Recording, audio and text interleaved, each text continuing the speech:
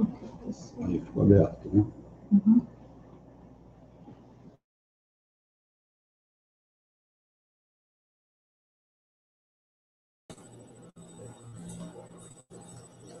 Boa noite, você que está participando aqui, como sempre, das intervenções da internet, da Prensa de Babel. Essa é a Prensa Pública, que hoje com o tema direito, onde a Prensa Pública é um projeto de interesse social da Prensa de Babel, e nessa quinta-feira, dia 3, transmitindo simultaneamente a nossa página no Facebook e também nosso canal no YouTube, trazemos o advogado Carlos Magno para tratar do tema legislação eleitoral, liberdade de expressão, imprensa e redes sociais. Carlos Magno é um conhecido advogado da região dos Lagos, interior fluminense.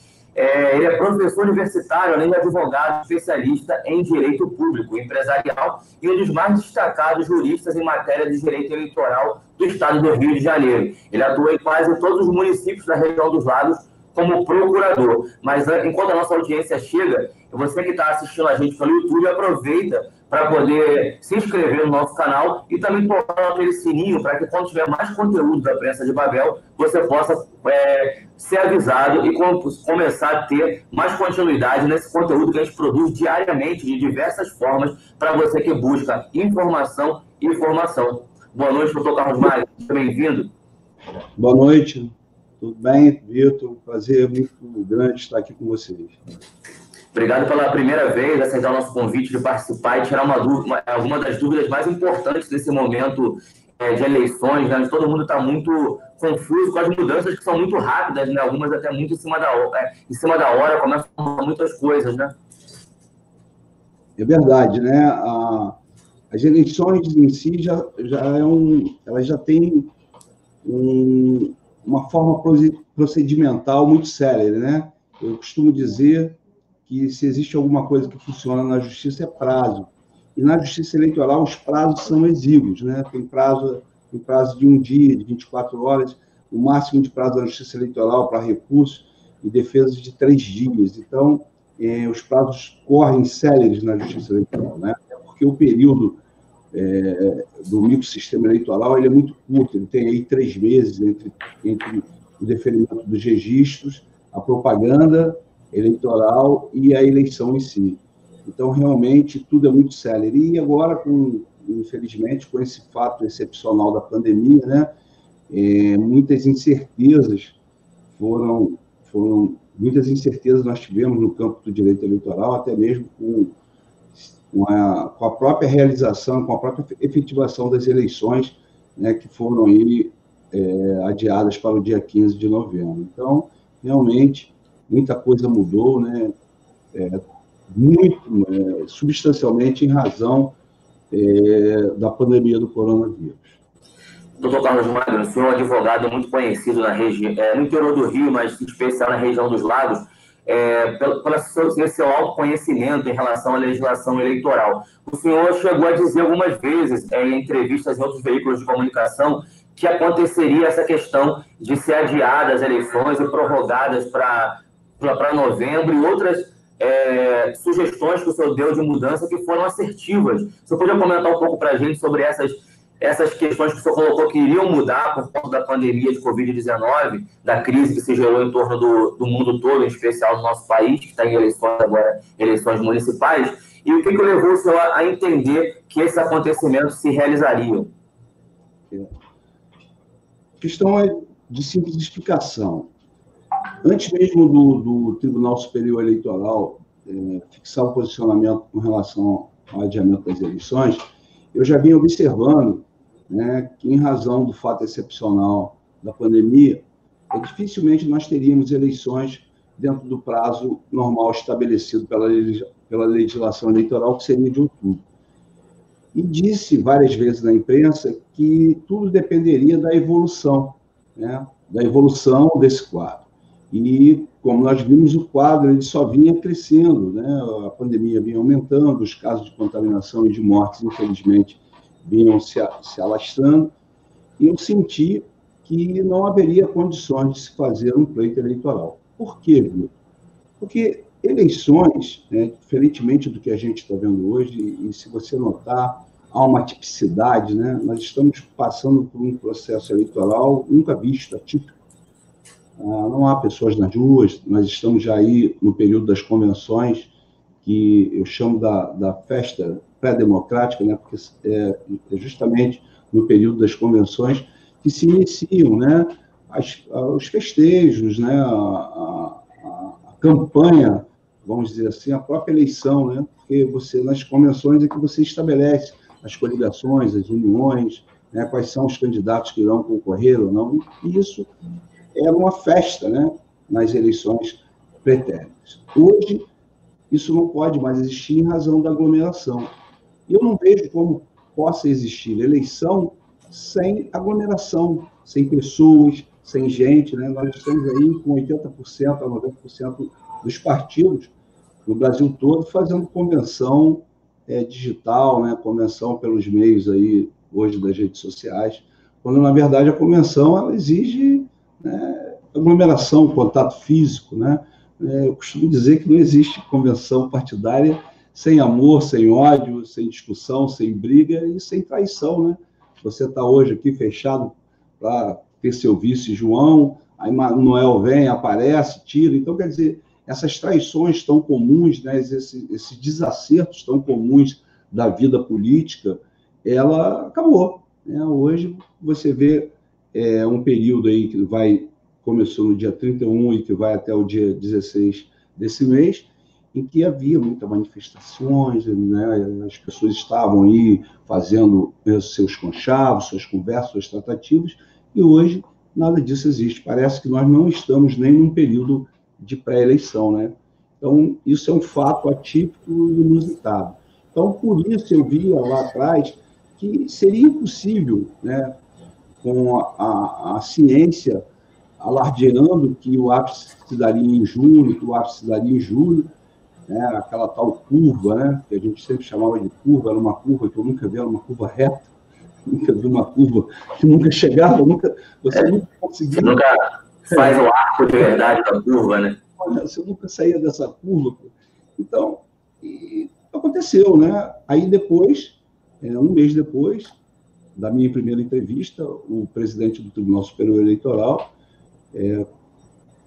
fez uma assertiva pública de que necessitaria adiar as eleições. Como isso não pode ser feito pelo Tribunal Superior Eleitoral, pelo Poder Judiciário, como muitos pensavam, foi necessário que uma PEC fosse votada, e essa PEC, ela foi votada justamente, eu pensei até que iriam coincidir as eleições, que se prorrogariam os mandatos, como muitos queriam em Brasília, e nós tivéssemos uma coincidência de eleições, ou seja, é uma eleição só, em 2022, para presidente, para governador, para senador. Se eu puder abrir um parênteses, seria algo desastroso, na minha opinião. Se o senhor, como jurista, pode me dizer se eu estou enganado, porque a gente acabaria nacionalizando a discussão e atrapalharia as eleições municipais de alguma forma, não? Perfeito, sua posição é a mesma que eu tenho. A gente olha assim num primeiro plano e todo mundo, não, tem que ter uma eleição só, porque se economiza mais em tese, porque democraticamente se perde muito. Né? Então, diante do seu raciocínio, eu pensei até que, em razão dessa pressão popular, a gente iria ter uma eleição coincidente para presidente, senador, governador, deputado estadual, deputado federal, governador do Distrito Federal e prefeitos e vereadores. Felizmente, isso não aconteceu. O Congresso, boa hora, resolveu adiar as eleições para dia 15 de novembro, sendo que naqueles municípios em que nós temos mais de 200 mil eleitores, que não é o caso de quaisquer dos municípios da região dos Lagos, nós teremos o segundo turno, que será no dia 25. Então, o que acontece? Essa eleição coincidente, graças a Deus, não aconteceu justamente pelo que você fala, porque se, do ponto de vista econômico, ela possa ser melhor, do ponto de vista da soberania e da democracia, ela é muito ruim.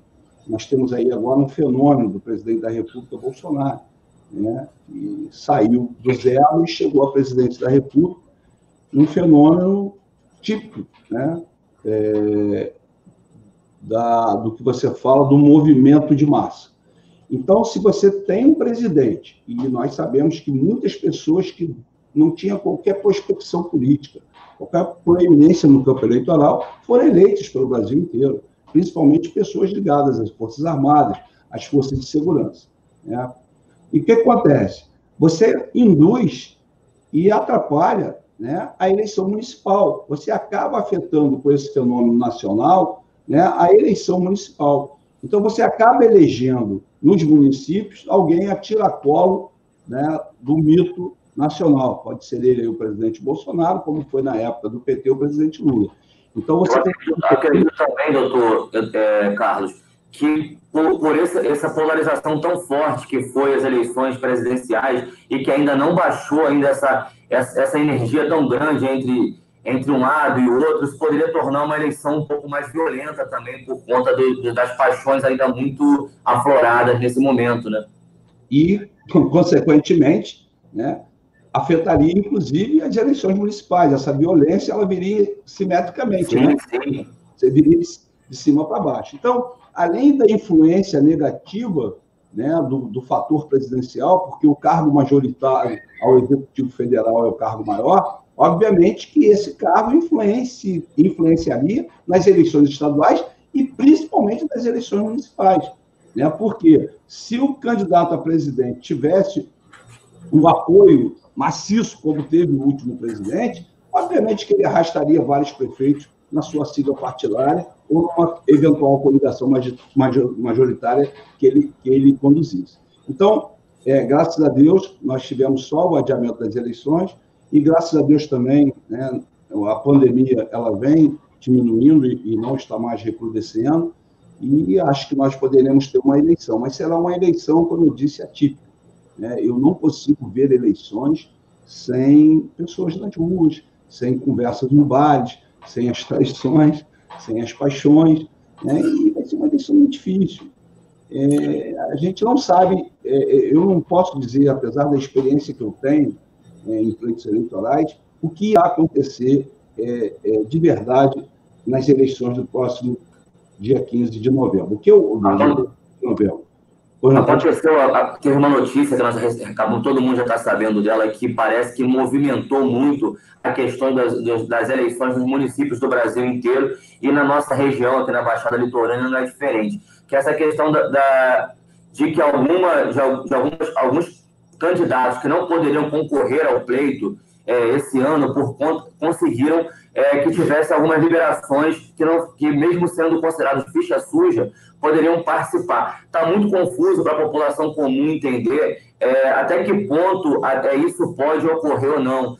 Tem uma limitação de quantos anos já correm esses processos, e tem outros detalhes também que só um advogado poderia explicar à população. Acho que a oportunidade é agora, porque fica muitas informações desencontradas, a população, inclusive, acaba ficando refém de alguns pré-candidatos mal intencionados que aproveitam a situação para poder dizer que vão poder vir candidatos, talvez nem possam, né?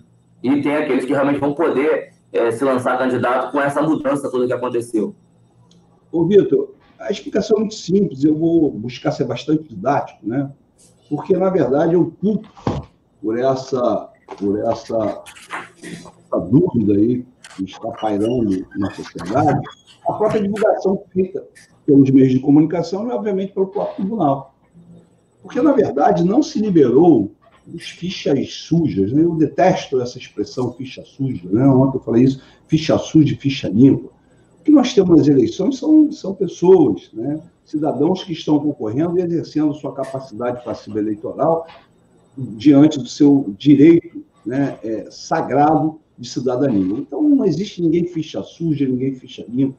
Acho essa expressão horrível, né? Infelizmente, cunharam a lei da ficha limpa, a lei que o ministro Gilmar Mendes, do Supremo Tribunal Federal, e à época presidente do Tribunal Eleitoral, disse que foi feita até por bêbados. Ele não deixa de ter um pouco de razão. Mas, voltando ao tema, o que aconteceu? Divulgou-se que esses fichas sujas estariam todos liberados. Só que existe o seguinte, a inelegibilidade de um candidato, ela tem várias nuances, ela tem, né, várias vertentes. Você pode ser condenado por captação de sufrágio, você pode estar inelegível porque deixou de tirar uma certidão eleitoral, não prestou conta, né? Então, vários fatores implicam para uma inelegibilidade. E no caso específico, a inelegibilidade era apenas uma inelegibilidade. Era a inelegibilidade de quem foi condenado pela Justiça Eleitoral e, em razão dessa condenação, por segunda instância ou transitado julgado, ele estaria inelegível pelo prazo de 8 anos. A quem se aplica isso? Não somente aqueles candidatos que participaram da eleição de 2012. Né? Os candidatos que participaram da eleição de 2012 e que tiveram uma condenação, né, pela Justiça Eleitoral em razão de um delito eleitoral, estariam inelegíveis por 8 anos. Aí, qual é a situação em si? O caso concreto. Simples, é uma questão de data só. Porque na eleição de 2012, essas eleições, elas foram realizadas no dia 7 de outubro. Né? E esse prazo, esse lapso temporal de 8 anos, ele fluiria agora na eleição de outubro. Obviamente que a eleição de outubro estava marcada para o dia 4 de outubro. Então, o que entendeu o TSE, numa decisão, ao meu ver, muito ruim, né, juridicamente muito frágil, e vou explicar por que depois, entendeu-se que esse candidato estaria inelegível em razão de 3 dias. Como a eleição em 2012 foi no dia 7, e como a eleição desse ano se realizaria no dia 4, né, o prazo de 8 anos ainda não estaria completo. Olha só que absurdo. E por que absurdo? Porque, diferentemente do que as pessoas possam pensar, o direito eleitoral, a justiça eleitoral, né, ela privilegia a eleição, ela privilegia o ius honorum do cidadão, ou seja, o seu direito de participar da eleição, de ser votado. Ela não privilegia a inelegibilidade. Ao contrário, ela quer que o cidadão participe e ela faz com que todos os aspectos possíveis de interpretações sejam favoráveis à elegibilidade. E o que fez o Tribunal Superior Eleitoral depois de várias oscilações? Né? Tem pessoas que foram consideradas elegíveis pela mesma condenação e pessoas que estão consideradas inelegíveis pela mesma condenação, pelo mesmo prazo. Por quê? Porque o tribunal, nesse período de 2012 a 2018, em razão da mutação de sua composição, né, toda hora muda, sai um ministro, entra outro, o que aconteceu? Né? Acabou se fixando que o prazo de 8 anos era contado de eleição a eleição. Então, se esse candidato que estava condenado a 8 anos fosse participar da eleição do dia 4, ele estaria inelegível. Aí veio o fato da pandemia. O fato da pandemia prorrogou a eleição para o dia 15 de novembro. Então, aqueles 3 dias que puniam a elegibilidade do cidadão deixaram de existir. E o tribunal... Então, só para fazer um parêntese, porque a gente está acompanhando aqui pelas redes, dá para dar alguns comentários que estão sendo feitos. Então, até aqueles que foram até as eleições de 2012. Daí para frente, ou pessoas que estão com condenações recentes, eles não estão sendo contemplados nessa decisão em relação às eleições desse ano. Continuam inelegíveis caso tenham essas pendências judiciais em relação à legislação eleitoral. Então, voltando. Né? O prazo de 8 anos, é só isso. O prazo de 8 anos terminaria no dia 4. Então, quem tivesse condenação eleitoral nesse período, né, de 2012, estaria inelegível por 3 dias. Houve a prorrogação da eleição, o prazo passou para o dia 15. Então, os 3 dias deixaram de existir. Né? Então, o prazo de 8 anos vai se exaurir quando ocorrer as eleições no dia 15 de novembro. Deu para entender? Então, o que acontece na prática? Né? A própria lei, a própria emenda constitucional, lá num dos seus parágrafos, ela já previu essa situação, dizendo que os prazos se aplicariam em consonância com a prorrogação feita pela emenda constitucional. Veio o Tribunal Superior Eleitoral respondendo uma consulta, e consulta, ela não vincula a decisão, mas é uma consulta, e disse o seguinte: não, o prazo está prorrogado. E ainda tivemos 2 votos contrários, para você ver a instabilidade jurídica que isso causa. Né? não precisava nem de consulta, nem de nada, porque a própria emenda constitucional, a própria emenda que prorrogou as eleições, já fez uma previsão. O Congresso, preocupado com esse assunto, que vinha sendo muito debatido, preocupado com essa interpretação restritiva da elegibilidade, que punia, né, de forma desproporcional o candidato, já tinha feito essa previsão. Aí veio o TSE, numa consulta que não precisava ser respondida, porque a lei já estava ali, e disse o seguinte, não se aplica. Então, quem tem o prazo de 8 anos poderá ser candidato, porque a sua inelegibilidade, né, vai terminar no dia 7 e a eleição é dia 15. Ótimo, ótimo. Aí o TSE faz uma informação e coloca que os fichas sujas estariam livres. Não é isso. Né? Não estão livres. Tem gente que está condenada e vai continuar condenado.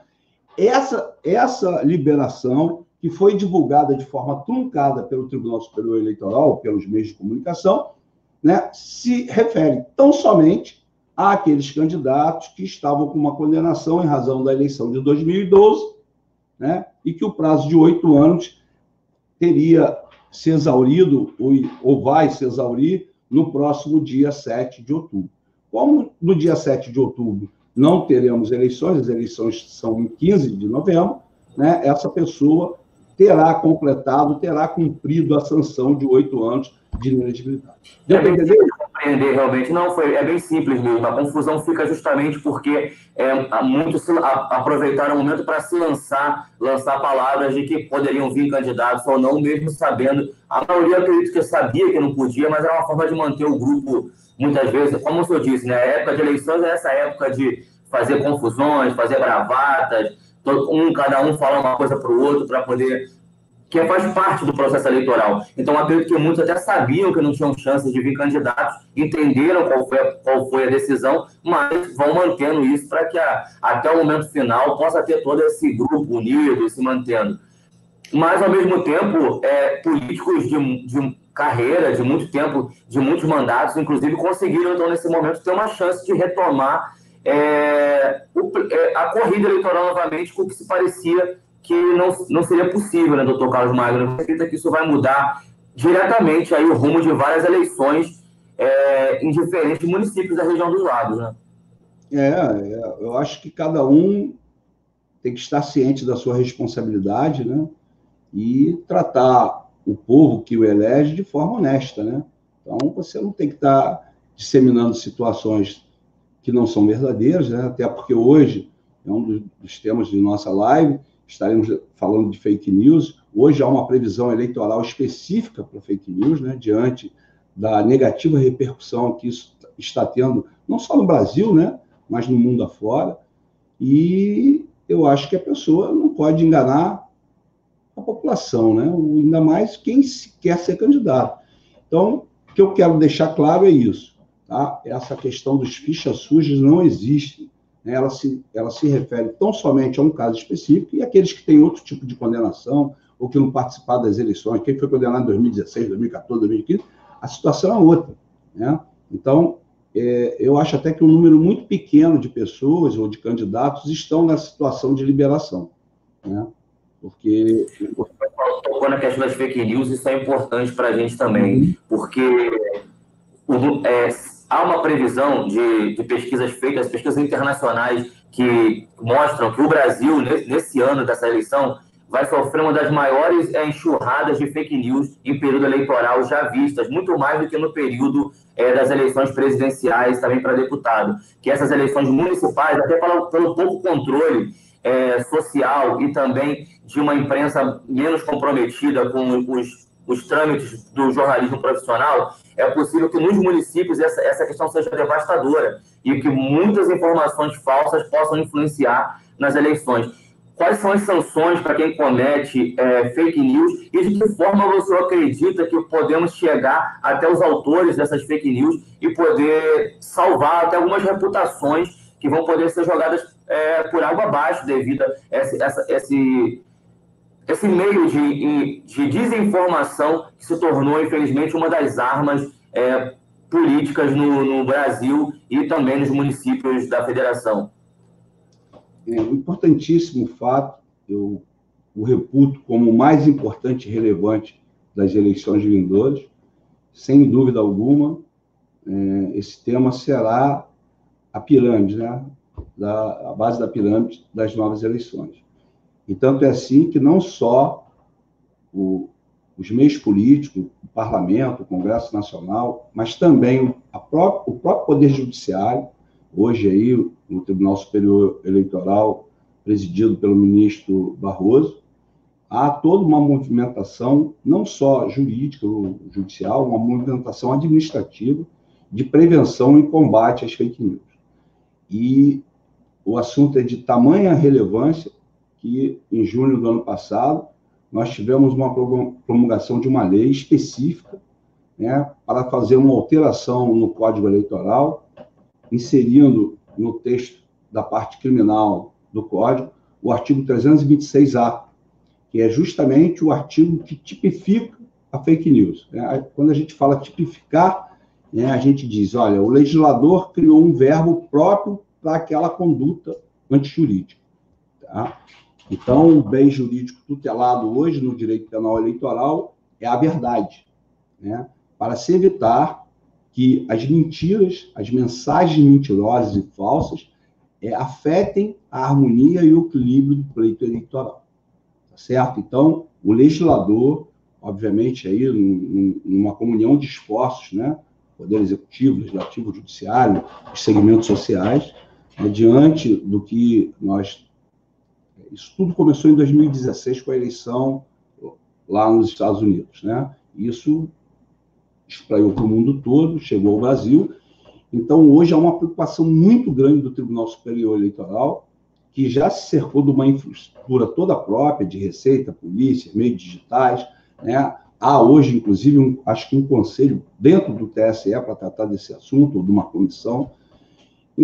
E essa tipificação do artigo 326, ela veio justamente para coibir as fake news. E nós tínhamos no artigo 323, 324, 325, os delitos que eram os delitos comuns, que foram transportados do próprio Código Penal para a disciplina eleitoral, que é injuriar, difamar, caluniar, que são as regras de crimes contra a honra típicos. Então, em razão dessa superveniente e gravíssima situação de fake news, criou-se um tipo próprio, ou seja, um dispositivo apenas para tipificar como crime as fake news. É o artigo 326-A, que foi incluído no texto do Código Eleitoral ano passado, 4 de junho do ano passado, pela Lei 13.834, como eu disse, uma lei específica para isso, apenas para inserir no texto do Código Eleitoral esse dispositivo penal. E esse dispositivo penal, ao contrário dos outros dispositivos pré-existentes, né, que tinham penas de detenção de 3, 6 a 1 ano, esse dispositivo é um dispositivo muito mais rigoroso. A pena mínima dele é de 2 e a pena máxima de 8 anos, né, com algumas majorantes, caso seja cometido funcionário, etc. Mas também ele traz uma nova situação. Ele pune também, não só aquele que faz a fake news, mas aquele que propala ou divulga, né? Então, eu acho que todos, principalmente essa turma aí, né, que vive a espalhar mentira, que vive a caluniar, a injuriar, a difamar as pessoas, tenham muito cuidado quando estiverem fazendo isso a nível de eleições, porque o tipo penal eleitoral diz que toda ação que tenha fim eleitoral, antes era só na propaganda, agora toda ação que se destine ao pleito, ela será conotada como um delito grave, cuja pena mínima é de 2 a 8 anos. Aqui eu preciso também fazer mais uma vez um parêntese, lembrando que muitas vezes essas discussões de fake news já foram trazidas aqui nos canais da Prensa de Babel, lembrando que, na nossa opinião, que é a opinião corrente dentro do estudo da teoria da informação, a maior vacina contra a fake news é jornalismo profissional. Então, acredito que nós queremos, através das palavras do Dr. Carlos Magno, lembrar que é preciso checar as informações que são recebidas via redes sociais, em especial a ferramenta WhatsApp, e lembrar que para que você possa ter consciência e capacidade de entender se a notícia é falsa ou verdadeira, é confiar em veículos que pratiquem jornalismo profissional, que tenha que nós já conversamos isso, né, doutor Carlos Magno, em uma outra oportunidade, no programa da rádio, que diferenciando a questão de um erro que tem que ser corrigido rapidamente e daquela capacidade intencional de propagar uma notícia falsa com o objetivo de lesar alguém ou alguma instituição. É justamente isso que o jornalismo profissional combate diariamente, com muito esforço e muita dificuldade, em especial no interior, como é o nosso caso aqui no interior do Rio de Janeiro. Em relação às fake news também, doutor Carlos Magno, o papel das redes sociais ele vai ser fundamental, tanto na divulgação dos candidatos, nesse momento de pandemia, já que não pode ocorrer aglomeração e não pode voltar, não ter aqueles elementos festivos das campanhas, né? Os comícios, as fanfarras, as pessoas com as bandeiras nas ruas. Isso, eu digo infelizmente, porque eu também sou entusiasta das eleições, do momento eleitoral, e acredito que é fundamental, é ali que você também, muitas vezes, conquista os jovens para que se engajem nas discussões políticas também, eu acho importante. Mas vai ser muito pela internet isso, e as redes sociais, em especial o Facebook, nós estamos utilizando como ferramenta aqui agora para poder dar essas explicações, vai servir também como plataforma para a divulgação dos candidatos, mas também vai servir como plataforma para a divulgação das informações falsas. O que pode e o que não pode nas redes sociais para os candidatos nessa eleição de 2020. Deixa eu só fazer vai ter que ser rápido, ser muito técnico, né? Tentar fazer uma diferenciação entre o que você aborda como fake news. Nós temos que aprender e saber diferenciar, e isso o jornalismo profissional ele é essencial, ele é de relevância total. É o seguinte: o que são notícias falsas, o que são mensagens fora de contexto, tá certo? E o que são questões de interpretação, né? Então, quando você tem uma notícia falsa, sabe que é falsa, e assim mesmo você a divulga, você, né, fala, isso é uma fake news. Quando você tem uma mensagem fora de contexto, é aquela em que você, às vezes até maldosamente, né, você pega a mensagem toda e divulga só parcialmente, né? Você você tira do contexto alguma coisa. Isso se discute se seria uma fake news ou não, porque parte dessa mensagem é verdadeira, tá certo? Então, agora as questões de caráter interpretativo, é aí que mora, né, o divisor de águas. Porque muitas vezes você faz uma interpretação até falsa, mas que não vem ser falsa, ela é errada, porque subjetivamente você compreende aquilo de um outro modo, né? Por isso, Vitor, que eu falo que o jornalismo profissional é essencial, porque o jornalista profissional ele sabe fazer essa diferenciação, ele sabe discernir essas três questões. Então, muitas vezes, eu chamo essa última questão do falso, né? É falso, mas o que você emitiu, o que você programou, o que você produziu, não é falso para você. É uma verdade da sua alma, né? Então, nesse momento, eu entendo que não há fake news. O fake news, para mim, existe até na questão fora do contexto. Porque se você sabe de um contexto integral e você retira a parte dele, né, para atingir o seu objetivo, e esse objetivo prejudica alguém, eu entendo que é aí, sim, uma má intenção, mesmo que ela seja parcial, né? Então, vamos chamar aí de meia intenção, né? Então, o que acontece? Isso vai ter que ser aferido caso a caso pela Justiça Eleitoral, mas não tenho dúvidas, né?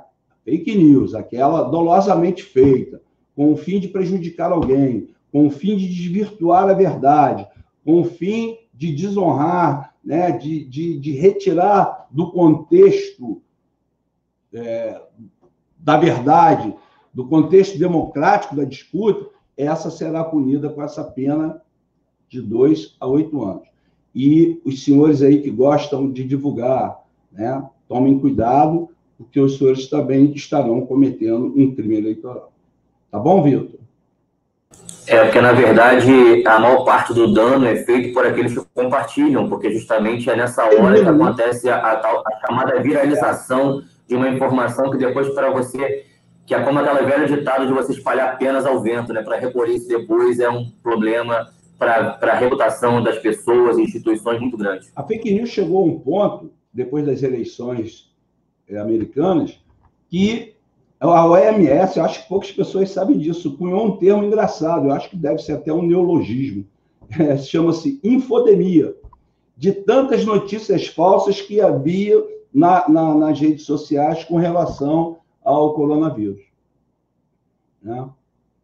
Mas aí eu também, junto com a minha introdução, que levou o senhor a dar um adendo relacionado à questão das fake news, eu perguntei uma coisa que também é uma dúvida muito grande daqueles que estão participando mais de perto das eleições esse ano, é o que pode e o que não pode ser divulgado nas redes sociais pelos candidatos. Eu vou falar candidatos porque eu estou pensando já na eleição mesmo.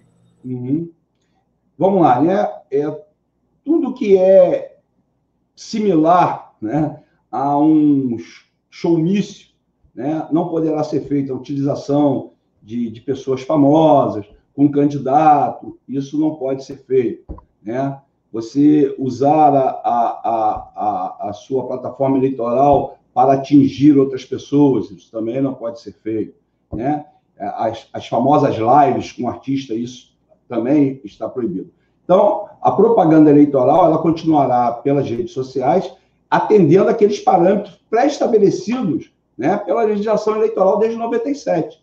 Obviamente, né, você obedecendo aí os gastos de impulsionamento, você tem que fazer isso de forma razoável, né, você não pode, senão amanhã você gastando muito, você vai ser, obviamente, acusado de abuso de poder econômico. Então, é isso, não ofender, não contar mentiras, né, não se utilizar de qualquer meio que possa, de forma mesmo simulada, né, deturpar a legislação eleitoral. Eu acho que é isso, né? As redes sociais elas serão utilizadas em razão dessa questão excepcional de isolamento social. Então, as pessoas que a utilizarem de forma produtiva, né, outro dia a gente estava conversando, eu acho que hoje mais importante do que tudo na eleição, mais importante do que o cabo eleitoral, é hoje você ter uma pessoa de marketing, uma imprensa, um assessor de imprensa muito bom para você conseguir, através das redes sociais,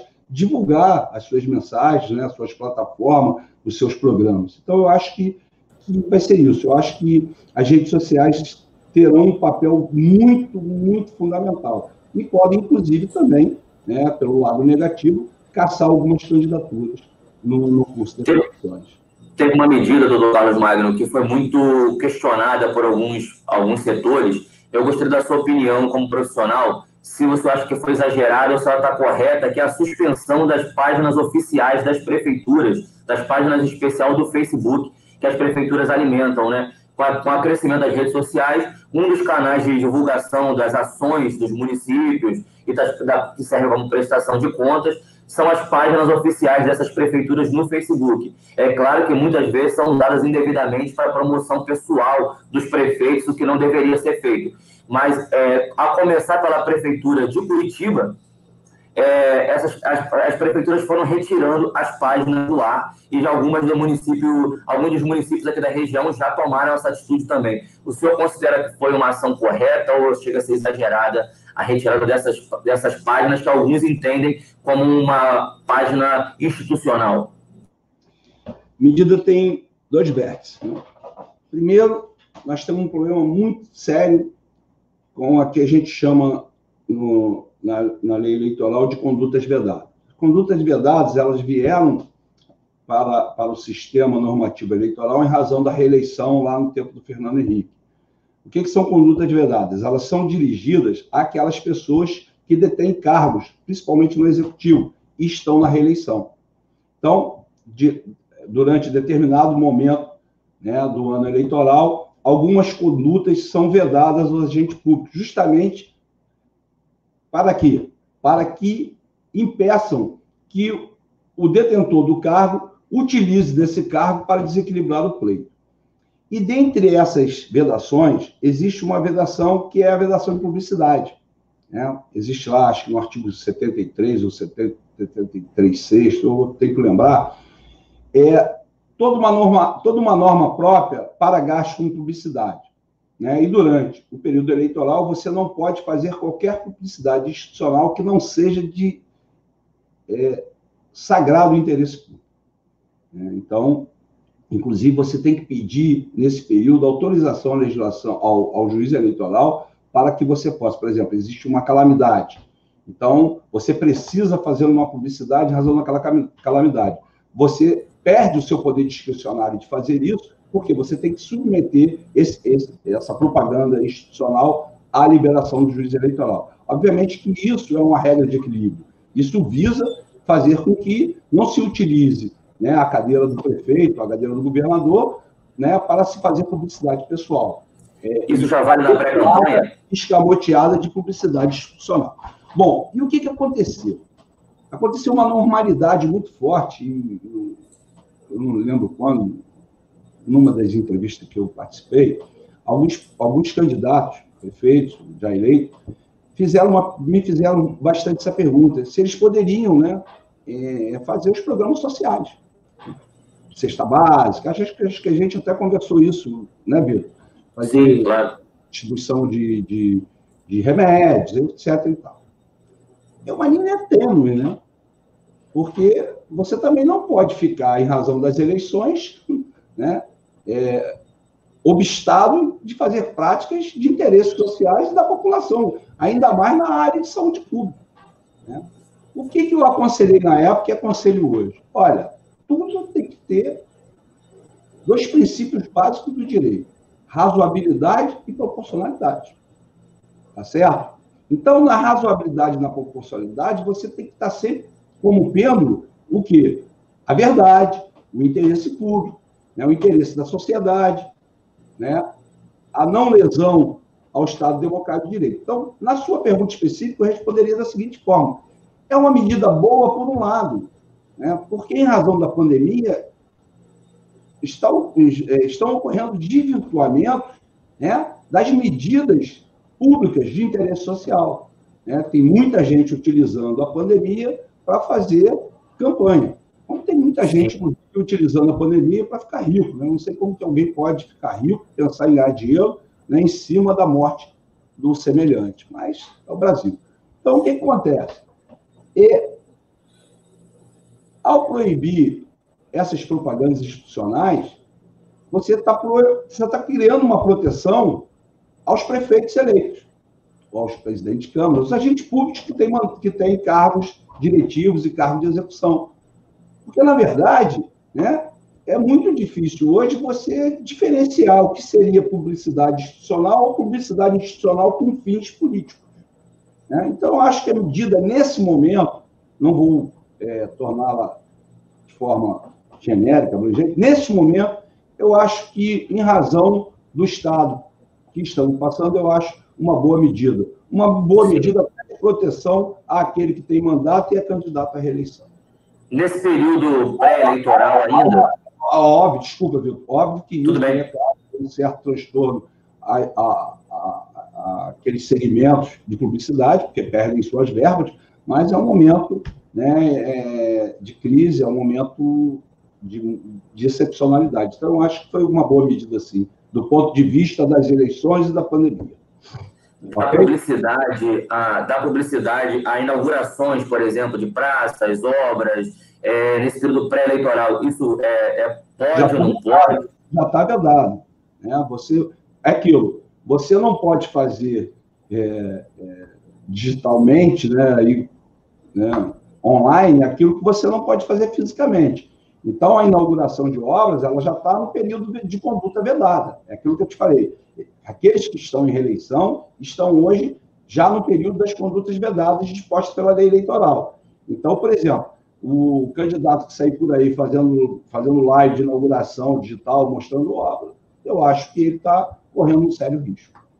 E se esse candidato, se esse prefeito, por exemplo, ele já não é mais candidato, ele já não pode ser candidato, mas há um entendimento de que ao fazer essa publicidade de inaugurações e atividades de entrega de escolas, ele possa estar favorecendo o candidato da base dele. Isso pode ser entendido também como algo que inflige a lei eleitoral? Sim, né? Porque na infração à legislação eleitoral, não é só o candidato, né, que vai sofrer as consequências e sanções pertinentes. Aquele que se beneficia também, né? Então, Se o candidato não praticou o ato, mas é beneficiado pelo ato infrator, ele vai ser atingido, né, na sua condição de candidato.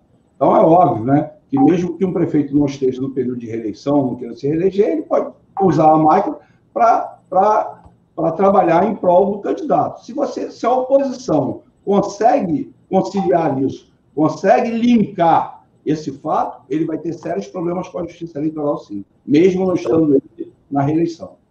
Eu gostaria de perguntar agora, doutor Carlos Magno, em relação à imprensa. Nós falamos de redes sociais, infelizmente estamos no momento de pós-verdade, e muitas pessoas não compreendem a diferença entre o que é uma postagem de redes sociais e o que é a imprensa, e saem confundindo tudo.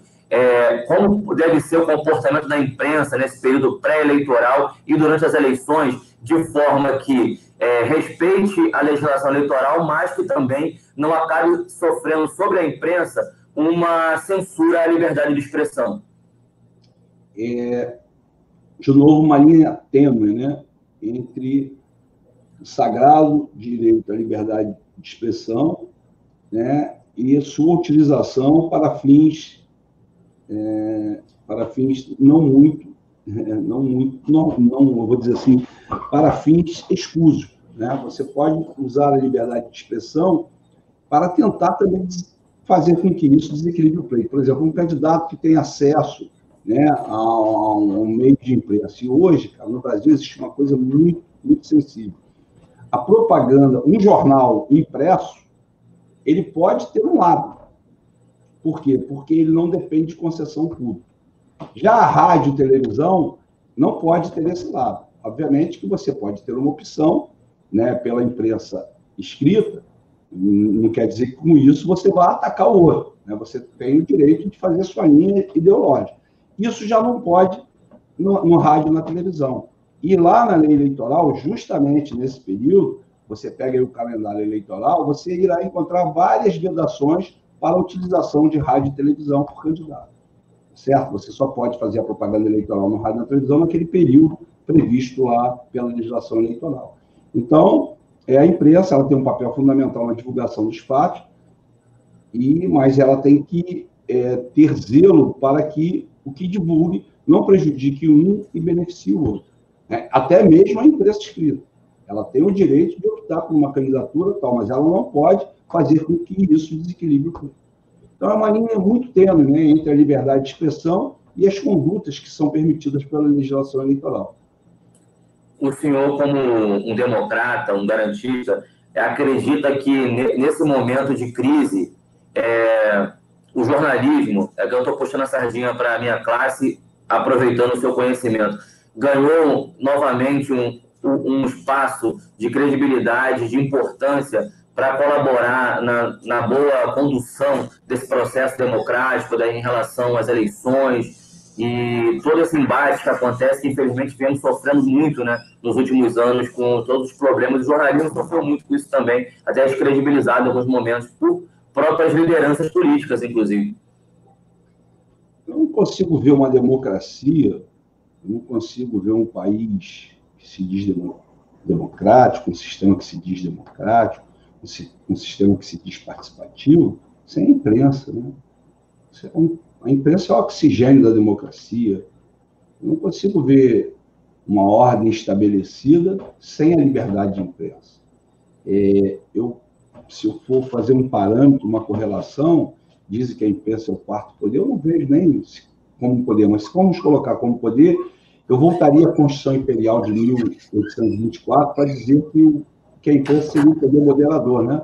Ou seja, o quarto poder, que era o poder que pertencia ao imperador. Não com a finalidade de impor alguma coisa, mas justamente ao contrário, com a finalidade de estabilizar, né, as situações democráticas. Então, o papel da imprensa é essencial. É tão essencial a democracia como é hoje o sol e a água para a nossa vida. Eu acho que sem imprensa não vai haver nunca um Estado democrático. Então, me causa muita tristeza, me causa muita apreensão esses surtos totalitários, né, de ataque aos poderes, né? O judiciário tem os seus defeitos, como o legislativo, como o executivo. Eu costumo dizer que decisão judicial a gente não discute, né? Se a gente não gosta, a gente apela. E quando transita o julgado, você aceita até o que é a inverdade. Né? É uma frase muito solene para isso. Diz que o Supremo é o órgão que tem o direito de errar por último. Né? Por quê? Porque mesmo errado, uma decisão judicial do Supremo tem que ser cumprida, sob pena de malferir a democracia. Então, esses surtos totalitários, né, de ataque ao Supremo Tribunal Federal, de ataque a seus ministros, né, tem várias decisões do Supremo que eu sou contra, né, várias decisões dos tribunais superiores que eu discordo, mas isso é um Estado democrático de direito. Você não pode atacar, né, um poder, você não pode atacar os detentores de cargos nesses poderes porque alguma coisa ele fez mal, você não gostou. Né? E o que a gente está vendo aí são ataques, né, ao Supremo Tribunal Federal, aos seus ministros, e são instituições, né? Os próprios ministros incorporam uma instituição. Então, eu acho que, nesse momento, o ataque às instituições, e principalmente à imprensa, é algo de preocupante. E que, graças a Deus, nós estamos vendo essa situação sendo restabelecida, principalmente aqui no Brasil. E isso causa agora um certo conforto. E espero que essas eleições, a fake news, né, seja combatida para se mostrar mais ainda, né, que a democracia precisa ser validada e que a imprensa precisa ser o carimbo chancelador dessa validade, juntamente com os poderes da República. Tá? Então, eu acho que o papel de vocês é muito importante, inclusive no combate a esse mal que se instala junto com o coronavírus, né, que são as fake news eleitorais. Tá bom, Vitor?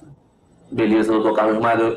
A gente já está no final da live, passa muito rápido, né, a nossa discussão, mas tem uma pergunta que eu acho que eu deveria ter feito no meio e acabou ficando para o final, mas eu não posso fechar sem deixar de fazer, que é em relação ao que o senhor pensa sobre esse festival de pré-candidatos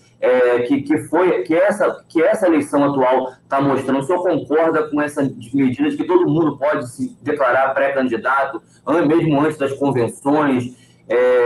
As convenções estão acontecendo agora, nesse momento, e o número de pré-candidatos é enorme. A gente sabe que a maioria deles não vão levar até o final essas afirmações de pré-candidatura. Isso, eu acho que isso está um pouco exagerado, é um direito constitucional de cada um dizer que é pré-candidato, mesmo sem ter, muitas vezes, capilaridade política nenhuma, muitas vezes cria durante a pré-candidatura uma visibilidade que nunca teve dentro dos bairros ou de alguma classe que o represente, que ele possa representar. Como bom jornalista que você eu gosto muito da sua forma de entrevistar, de inquirir, né? Obviamente que sua pergunta é indutiva, né? Você quer que eu diga que não. Mas eu vou discordar de você, eu adoro. Eu acho que todo mundo deveria participar. Eu sou carioca, né? Então, carioca gosta de carnaval. Porra. Eu acho que eu digo o seguinte, as eleições é o carnaval do povo, é a festa do povo, é um momento de festividade para você amanhã criar responsabilidade. Uma pena que os participantes nunca saem do bloco, né? Se elegem e continuam no carnaval. Então, né, o carnaval deveria acabar quando você assume o mandato. Mas eu gosto, eu acho, assim, como eu disse da imprensa, né, o oxigênio, as pessoas são contra. Eu sou favorável demais. Eu acho que o Supremo Tribunal Federal tinha que ter mandato, né? Igual tem na Câmara, igual tem no Executivo. Igual interessante. Mandato. Né? O ministro superior do Supremo Tribunal Federal tinha que ter um mandato igual de senador, 8 anos. Por quê? Tem que se oxigenar. Né? A pessoa não pode ficar muito tempo no poder. Né? Então, e outra coisa, eu acho que poder democrático, poder na democracia, não pode sair de concurso público, como muitas pessoas pensam. O poder é do povo. Né? O povo tem que escolher. Até o dia que o povo vai aprender a escolher bem. Mas isso é uma matéria de ensaio e erro. Então, o que eu acho? Como é nos Estados Unidos, todo mundo é eleito. Né? Então, tem eleição. Aí, eu ontem estava falando disso, vou aproveitar aqui a sua deixa. Eu sou um crítico do afastamento do governador Witzel. Sou um crítico do governador. Ele nunca me enganou. Faço essa ressalva, não, como pessoa que eu não conheço. Politicamente, nunca me enganou. Ele é o mito que veio naquela municipalização das eleições. Né? Ele foi eleito na corda, né? Na caçamba de Bolsonaro, né? Do efeito Bolsonaro. Senão ele não seria eleito. É isso que eu disse, e você também concorda, de que uma eleição federal pode contaminar simetricamente as eleições. Perfeitamente. Então, esse é o exemplo claro dessa contaminação. Então, eu sou contra. Né? Eu não gosto do modo dele governar, não gosto do modo dele dar tiro na cabecinha de cidadão, não gosto disso. Tá? Agora, sou contra o que aconteceu com ele. Eu acho que um ministro do Superior Tribunal de Justiça, com uma caneta, não pode tirar do poder um cara que teve, né, não sei quantos milhões de votos, não sei quantos mil votos da população. Então, fere o princípio constitucional da soberania. E a aula de direito é só direito. É direito constitucional. A soberania popular era um princípio constitucional. E ela está sendo, né, usurpada no momento em que uma pessoa que tem uma caneta, que não foi eleito, tira do poder que foi eleito. Né? E por uma decisão monocrática. Né? Uma semana, né? E coloca a gente numa situação assim que é muito próprio de regimes ditatoriais, muito mais do que regimes democráticos. O ditador do judiciário aí. Né? Eu acho que quem tem que tirar o governador, que foi eleito, é quem é eleito para isso, no sistema semi-representativo que nós temos, que é o legislativo. Né? O legislativo federal para o presidente, o legislativo estadual para o governador e o legislativo municipal para os prefeitos. Então, eu sou contra, e isso é muito discutido até no âmbito do direito, né, de que um juiz possa afastar um cargo do executivo sem autorização do legislativo. Isso é constitucional. Né? Se alguém gosta ou não gosta, é outra coisa. Eu não gosto do governador, mas como um operador do direito, eu não posso concordar com a forma com que ele foi, né, apeado do cargo. Tá certo? Então, isso é direito. Então, eu entendo que o afastamento do governador, né, fere a Constituição, né, da forma que foi feito. Entendeu? Então, essa é uma questão. Eu só queria voltar, que eu acho que eu deixei de responder a pergunta que você me fez. Qual era a pergunta? Não, quando eu pergunto, não, o senhor respondeu sim, o senhor falou que o senhor é a favor da questão dessa quantidade grande, desse espaço que foi dado para que todo mundo possa se considerar pré-candidato. Voltar aí. Eu acho que o carnaval, acho que todo mundo tem que disputar. Né? Eu acho que o sistema de representação do povo tem que ser isso mesmo. Todo mundo tem que ser pré-candidato, para que a gente possa ter mais opções de escolha. Né? Para que o eleitor possa ter um leque de variedade, né? E que se sinta representado. Né? Então, quanto mais candidato, mais democracia, mais disputa, mais escolha, e o povo com uma maior opção de eleger aquele que mais ele acha conveniente para outorgar uma procuração, né? Que é a procuração de representação sua nos poderes da República. Doutor Carlos Magno, eu quero agradecer a sua participação até aqui nesse horário com a gente e deixar aberto para suas considerações finais.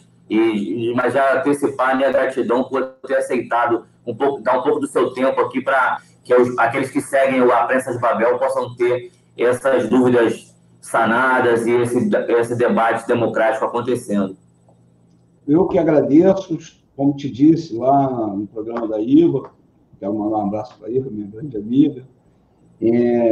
É sempre esclarecedor, e debater, né, está sendo entrevistado por uma pessoa do seu nível, né, intelectual, um grande jornalista, inteligente, que aborda, às vezes até responde por mim, né, em razão do conhecimento que tem. Eu acho muito interessante, gosto muito de estar dialogando com vocês, e estou sempre à disposição, viu? Tá? A gente se conhece há pouco tempo, mas tenho você um bom jornalista, desde que o Brasil precisa para a democracia continuar viva e cada vez com mais candidatos. Que bom.